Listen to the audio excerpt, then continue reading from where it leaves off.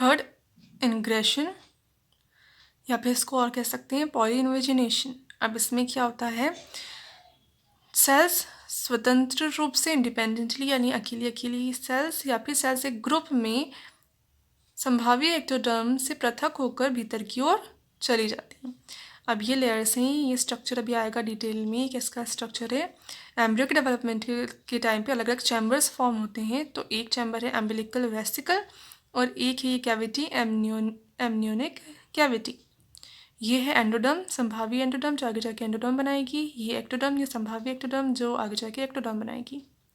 अब इस प्रोसेस में क्या होगा, सेल्स एक एक करके अलग अलग या फिर एक ग्रुप में एक्टोडर्म से अलग होकर कहाँ चली जाएंगी, एक्टोडर्म और एंडोडर्म के बीच में जो स्पेस है उसके अंदर चली जाएंगी। तो ये जो प्रोसेस होगा इसको कहेंगे इंग्रेशन। तो एमनियोट्स में, एमनियोट्स ऐसे ऑर्गेनिज्म जिसमें एमनियोनिक कैविटी पाई जाती है। इसके अंदर प्रिमिटिव स्ट्रिक का निर्माण और मेसोडर्म का निर्माण इंग्रेशन की प्रक्रिया से ही होता है। तो ये जो मेसोडर्म बनी या ऐसे ही एक और स्ट्रक्चर बनती है प्रिमिटिव स्ट्रिक, वो दोनों ही किसकी वजह से बनते हैं, इंग्रेशन की प्रोसेस की वजह से बनती हैं। यानी एक्टोडर्म से सेल्स अलग होकर कहाँ चली जाती हैं, एक्टोडर्म एंडोडर्म के बीच में चली जाती हैं। ये जो है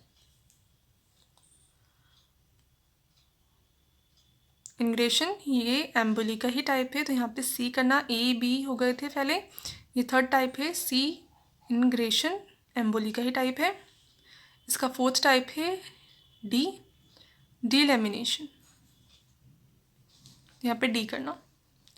डीलेमिनेशन की प्रोसेस में क्या होगा, इस प्रकार की गति में सेल्स का एक स्तर एपिथेलियम से एक साथ ही पृथक हो जाता है। ये है एपिथेलियम। अब इस सेल का एक स्तर आधा अलग हो जाएगा और कितने लेयर्स बन जाएंगी, फिर इसके अलग होने की वजह से 2 लेयर्स बन जाएंगी। तो ये क्षैतिज हो सकता है, ऐसे अलग हो सकता है या फिर ऐसे अलग हो सकता है। तो क्या कितने बन जाएंगे, तब भी टू बनेंगे पर अनुप्रस्थ तल पर बनेंगे। नेक्स्ट है थर्ड, अब एपिबोली एम्बोली, इसके बाद थर्ड है कन्वर्जेंस। कन्वर्जेंस में सेल्स जो हैं, पहले वो सेल्स अलग जगह पर थी, अब दूर दूर सेल्स हैं। ये वाली सेल भी क्या बनाएगी, स्किन बनाएगी, ये वाली सेल भी स्किन बनाएगी। तो ये जहाँ स्किन बनानी है वहाँ पर जाके इकट्ठा हो जाएंगी। तो इसको प्रोसेस को क्या कहेंगे, कन्वर्जेंस। यानी ऐसे सेल्स जिन्हें जाकर एक फिक्स ऑर्गन या पार्ट बनाना है, वो उस ऑर्गन या पार्ट को बनाने के लिए मूव करें और एक साथ आ जाएं, तो उसको क्या कहेंगे, कन्वर्जेंस। इसके अलावा जो पास पास सेल्स हैं, जो पहले पास पास थी, इसको स्किन बनानी है, इसको हार्ड बनाना है, तो स्किन बनाने के लिए चाहिए जाए और ये हार्ड बनाने के लिए चाहिए जाए, तो उसको क्या कहेंगे फिर डाइवर्जेंस। कन्वर्जेंस में तो दूर दूर पर जो सेल्स हैं जो एक ही ऑर्गन को बनाएंगे आगे जाके, वो मूव करके एक साथ आ जाएं, तो कन्वर्जेंस।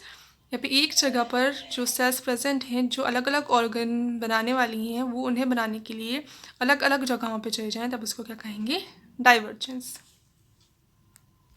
तो ये है फोर्थ डाइवर्जेंस, यहाँ पे फोर्थ करना।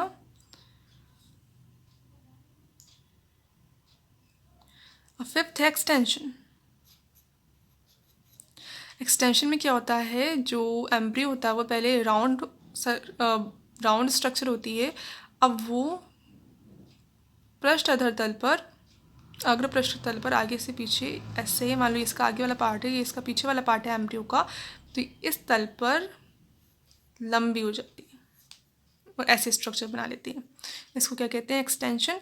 अब जो नर्व कॉर्ड है और नोटोकॉर्ड है वो भी लंबाई में होती हैं, तो इसके बाद nerve cord and notochord form हो जाती हैं। तो नर्व कॉर्ड और नोटोकॉर्ड एक्सटेंशन के प्रोसेस के बाद ही फॉर्म होती हैं। प्रोलिफरेशन, अब नॉर्मली तो अपन क्या कह रहे हैं, गैस्ट्रेशन के टाइम पे क्लीवेज नहीं हो रहा, सेल डिवीजन नहीं हो रहा, सेल्स का नंबर नहीं बढ़ रहा, फिर भी एम्फियोक्सिस या फ्रॉग में गैस्ट्रेशन के टाइम पर भी माइटोसिस होता है और सेल्स का जो नंबर है वो इंक्रीज हो जाता है, तो उसको कहेंगे फिर प्रोलिफरेशन। तो ये 6 टाइप्स हैं मॉर्फोजेनिक मूवमेंट्स की।